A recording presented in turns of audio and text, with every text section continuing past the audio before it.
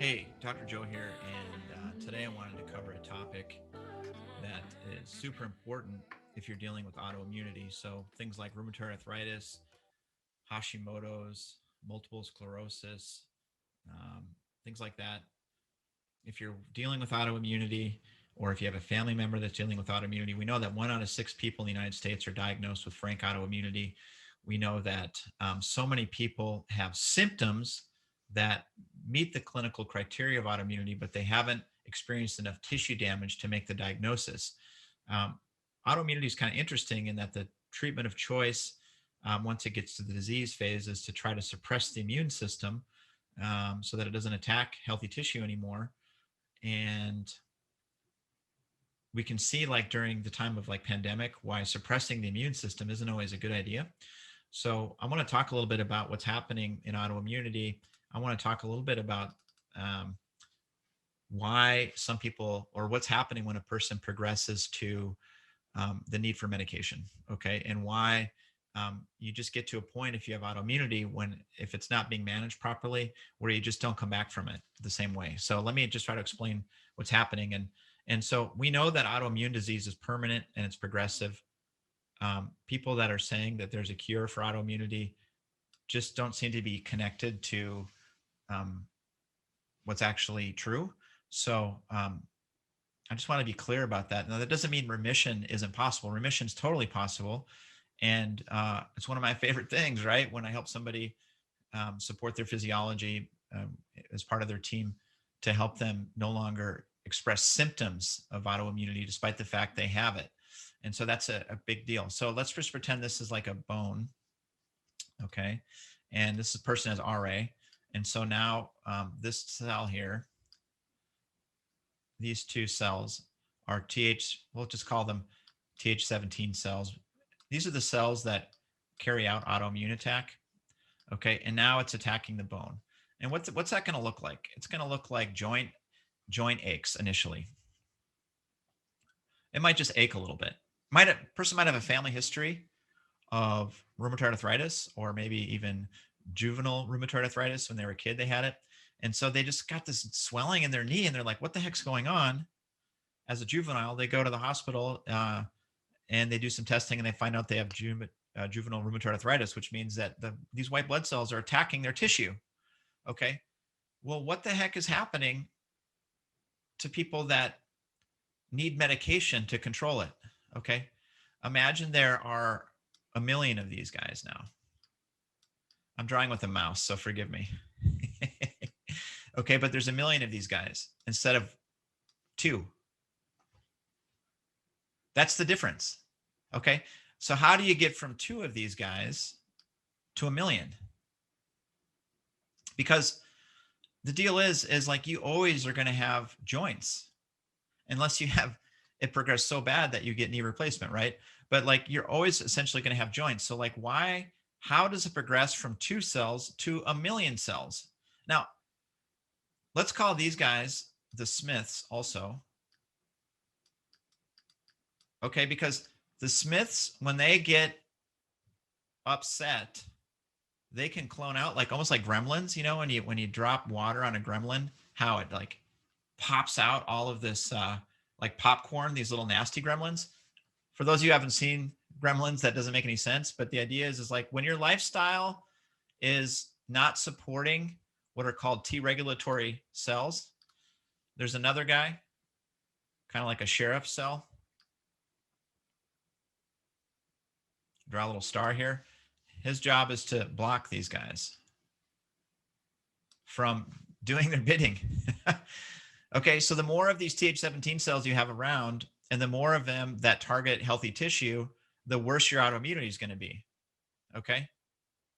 What autoimmune drugs do is they come in and they block a series of chemicals that stop these guys from executing their new orders.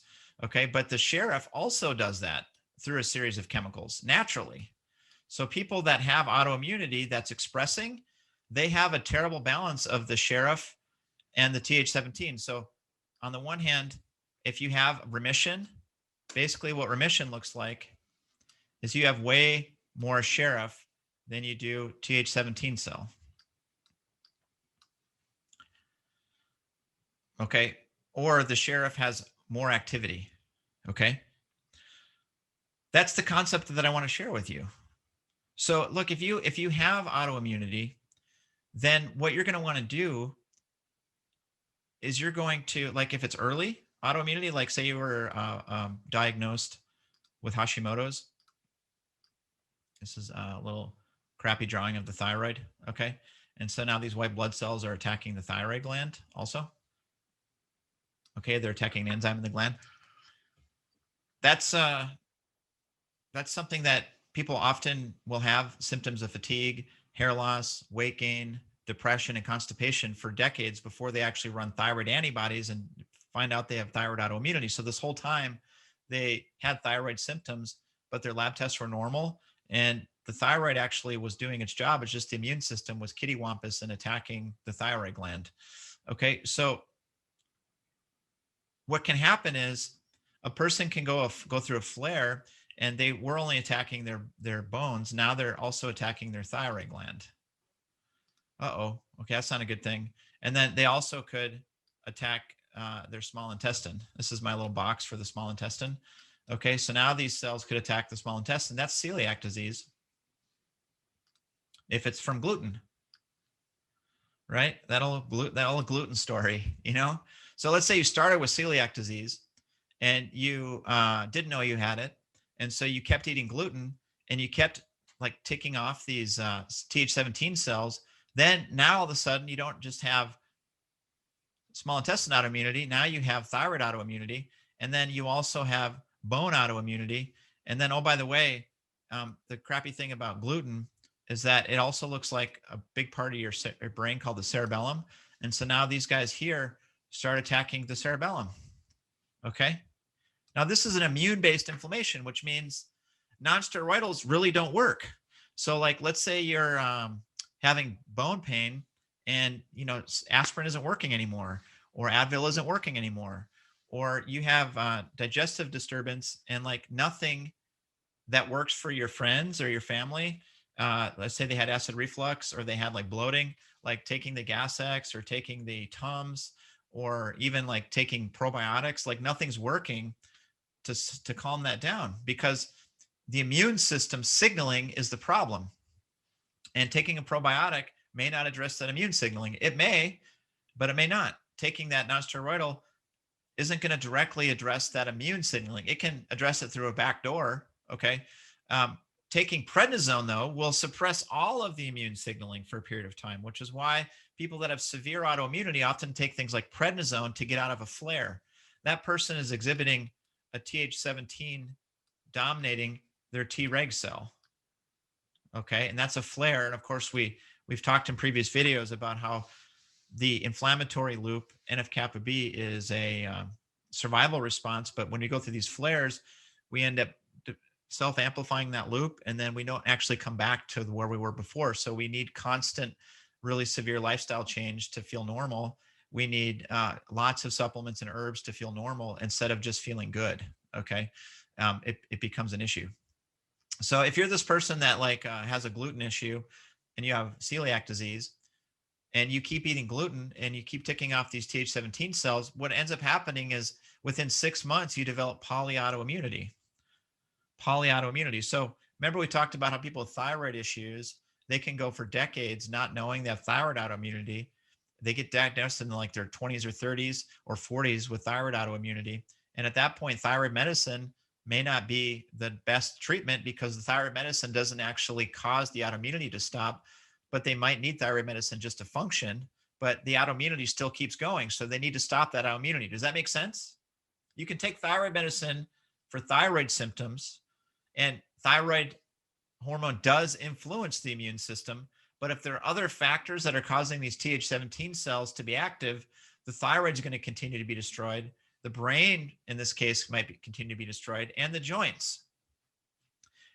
Okay, so a person can have thyroid autoimmunity, and they don't realize that their dizziness and their vertigo and their unsteadiness at night and their difficulty driving at night, that's kind of a newer thing, is actually autoimmunity. So they just go their whole life and they ignore it till it becomes so bad that they fall and hit their head, or they get into a car accident, or they get vertigo that's irretractable, And then now at that point, so much brain tissue is gone, there's not as much left to actually recover. And they have some degree of permanence to their loss of function. It's really a bad scenario. And it's something that I see a lot of. And the reason I'm making this video is because I want you to understand that if you've been diagnosed with autoimmunity and the only approach that they are taking with you, which is a helpful one, is to suppress your immune system, they may not be taking the approach to affect these ratios. And these ratios could still be creating a situation where the immunity is spreading under the surface to more tissues.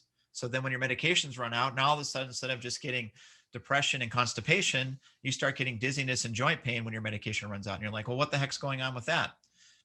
And what's going on is the autoimmunity is spreading. Folks, I have a friend of mine in St. Louis who is a nurse that works at these facilities.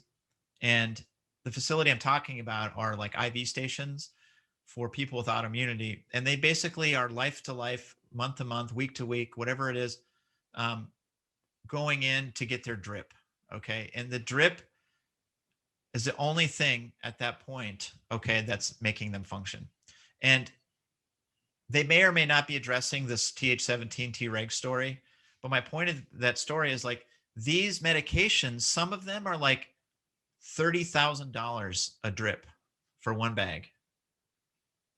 $30,000 for one bag. And for some people, they have amazing insurance and their insurance is covering it minus their deductible, which ends up being for the year like $3,000 or whatever it is, $8,000. And for other people, insurance doesn't cover it. So they just have to come up with 30K or they just have to feel like crap. And so it just gets into this bigger story of the insurance model and the reactive model. And there's benefits to that model as far as if you have coverage, but it doesn't really stop this story of spreading of autoimmunity at all. It doesn't stop it at all. So one of my favorite tests that I run when I see people that have symptoms that they don't understand, like say they have fatigue, they don't know why, they have joint pain, they've done all the tests for rheumatoid arthritis and it comes back negative, is something called Array 5 from Cyrex Labs. Cyrex Labs is an amazing lab. Let me just say that. And Dr. Vijjani, the clinic director there, has created a truly special lab for us clinicians to really get into the bottom of what's going on with folks and then start having conversations that can make a difference for them. So I'm gonna share a screen here in just a second, and I'm gonna get into this Array 5. Here it is. So Array 5's, what it does is you look at all of these different tissues. Okay. So Array 5 is really cool. And you basically give a sample of blood and then they look to see, do you have antibodies to your stomach? So if you have acid reflux that isn't getting better, some of the most difficult cases I work with are autoimmune gastritis. Okay. Do you have antibodies to intrinsic factor, which means you can't absorb B12? People with this end up with macrocytic anemia that just doesn't get better. And they actually get worse when they take B vitamins. So their stomach hurts from that. That's one example. ASCA and ANCA, these antibodies are connected to ulcerative colitis. Tropomyosin, these are antibodies to smooth muscle. So you can end up with poor circulation, digestive autoimmunity. This can look like neuroinflammation too, because it affects basically anywhere there's smooth muscle contraction. This can look a lot like really severe digestive disturbance and leaky gut that's severe. Okay. Thyroglobulin, this is a thyroid autoimmunity. Thyroid peroxidase, same thing. 21-hydroxylase is autoimmunity to the adrenal glands. So it's actually very common. People that wake up and can't seem to regulate their sleep function, or they have really weird extreme responses to stress. They really can't function after stress, even mild stress. They tend to do really, really crappy in the morning. They tend to have a really hard time regulating their blood sugar. So they're always losing function in between meals. Myocardial peptide. I've seen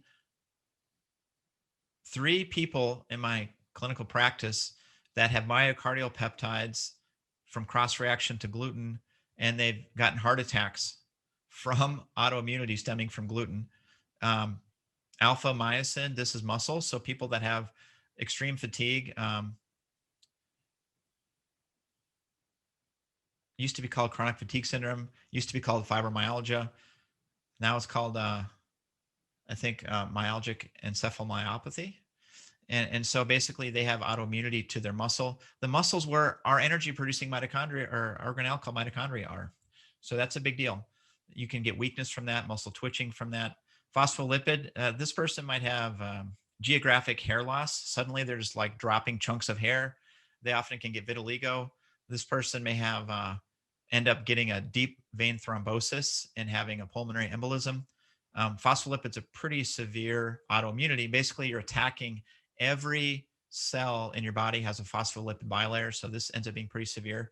Platelet glycoprotein. So a lot of patients with chronically low platelets have this platelet autoimmunity. So doing things to raise platelets like sesame might be contraindicated until this Th17 Treg story gets figured out. Ovaries and testes. So women that have significant issues like dysmenorrhea or problems with fertility can have this antibody. Men that have problems with fertility or they're having low testosterone or primary hypogonadism can have this. Fibulin, which is a joint protein. Collagen complex. This is like another part of your connective tissue. So people that have collagen or fibulin or arthritic peptide can have joint pain, but not necessarily rheumatoid arthritis. Osteocyte. So let me just go back and circle the wagons. These are lists of immune signaling agents that cause the Th17 system to attack. So what I'm saying with all those lists of tissues is that there's another type of white blood cell called a B cell that secretes chemicals. And these chemicals, let's make it a different color. These chemicals, it's kind of like where I grew up in North Dakota, we had Dutch elm disease. And so like all the trees would have like spray paint on them. And that's kind of like that. So these chemicals bind to the tissue.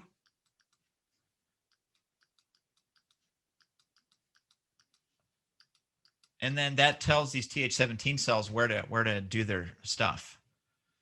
Okay, so what that test is running is it's measuring those little chemicals, those little X's that are binding to tissue.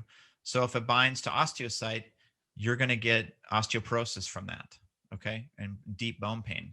If it binds to cytochrome P450, you're going to get a ton of symptoms of liver disturbance. You might get like clay-colored stool. You might be super chemically reactive. You might take glutathione and get way worse from this.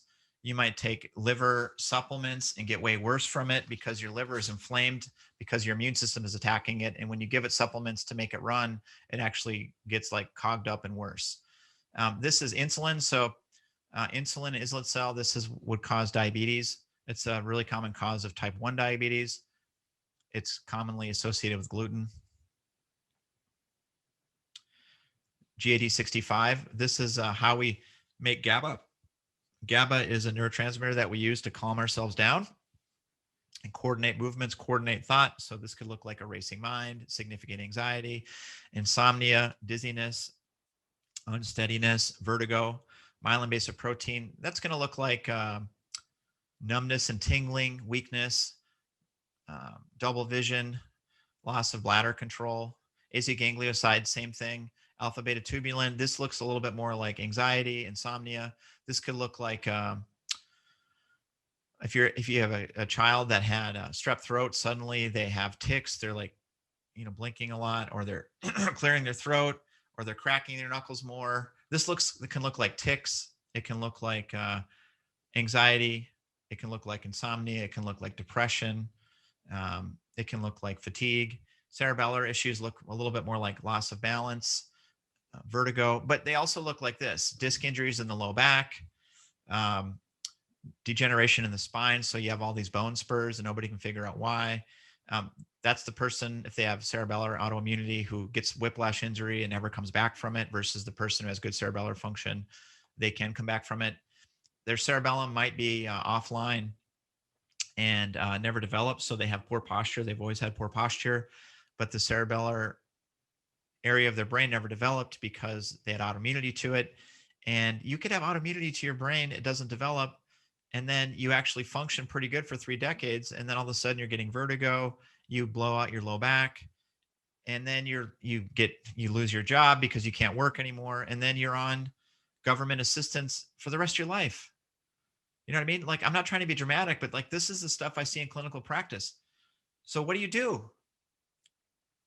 Okay, this test is like a few $100s. It's like several $100s, but why is it so expensive? And why doesn't insurance cover it? Well, it's because prevention could be the best medicine.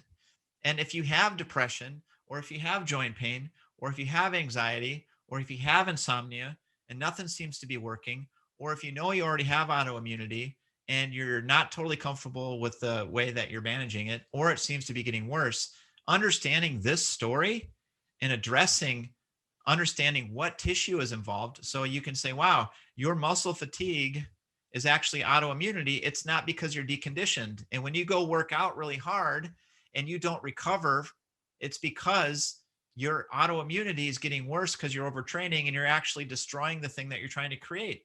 It can be super, super, super, super duper invaluable. And we understand that these B vitamins are affecting specific tissue. We know that we can influence this Th17 to Treg or sheriff balance. It's pretty straightforward. Okay. But if you wait till you have a million of these guys, then it's going to be a much, much, much, much tougher deal. Okay. So, like, if you, for example, overtrain, one way to increase the number of these guys is to overtrain. One way to increase the number of these guys is to eat sugar all the time, eat too many starches. Okay. One way to increase the number of these guys is to eat a food that you react to, like gluten or dairy or corn. One way to increase the number of these guys is to have a chronically unresolved strep throat, to have a chronically unresolved yeast infection, to have a chronically unresolved gut dysbiosis, to have a chronically unresolved gut infection, to have a chronically unresolved Lyme infection, right? So some of you are out there going, yeah, ever since I had Lyme, my whole body fell apart. Okay. And it's because of the interplay between infection and autoimmunity. So I'm making this video to encourage you to be advocates for yourself, to get this conversation going with your care team. Testing like Array 5 can be super invaluable. Understanding the regulation between Treg and Th17 can be really awesome. Okay. And the story, the actual name of some of what I've been talking about is like epitope spreading. Okay. So let's say you just have a couple of guys attacking one area of this bone, but now you have 10,000 guys attacking 5 areas of this bone. That's one type of epitope spreading. Another type of epitope spreading is now they just don't only attack bone, but they attack the thyroid gland. Okay. So that's the concept. You can look for that in the literature, epitope spreading. Okay. So that's just a little bit about how to identify if a person has autoimmunity. Generally, they have a family history of autoimmunity, or they have a condition that just isn't responding to anti-inflammatories, seems to be getting worse. Or they've taken things like they've had a cortisone shot, or they've taken prednisone and they've gotten a lot better, or they've made dietary changes and they've gotten a lot better, and then they put it back in and it got a lot worse right away. Those are all indications from a more of a lifestyle perspective that they're suffering from autoimmunity. Folks with autoimmunity tend to really respond to exercise. So exercise like really is super awesome for them if they dial it in perfectly. There's a whole field called exercise immunology. But exercise for most people with autoimmunity, unfortunately, is not their friend.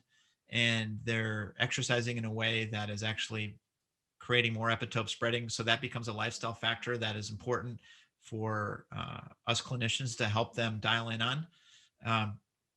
If you have autoimmunity and your doctor hasn't really talked to you about your food plan, Your doctor hasn't really talked to you about exercise. Your doctor hasn't really considered things like herbs that may help T regulatory function, or that sheriff, or things that calm down Th17.